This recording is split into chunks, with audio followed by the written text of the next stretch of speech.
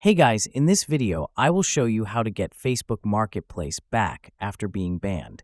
Alright, let's begin. First, open Facebook and log into your account.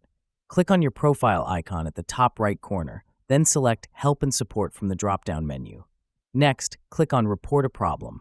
When the report window opens, choose Something Went Wrong. Then select Marketplace from the list of areas. In the description box, briefly explain that your access to Marketplace was removed and you believe it was a mistake.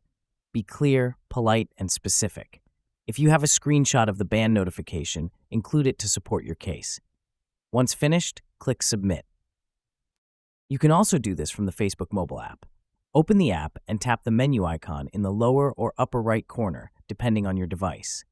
Scroll down and tap Help and Support, then select Report a Problem. Follow the same steps. Choose Something Went Wrong, select Marketplace, describe the issue, and submit your report. Facebook typically reviews reports within a few days, so be patient and check your notifications or support inbox for any updates. So that's basically how you can get Facebook Marketplace back after being banned. And that's it for this video. If you find this helpful, consider subscribing and giving this a big thumbs up. Thanks.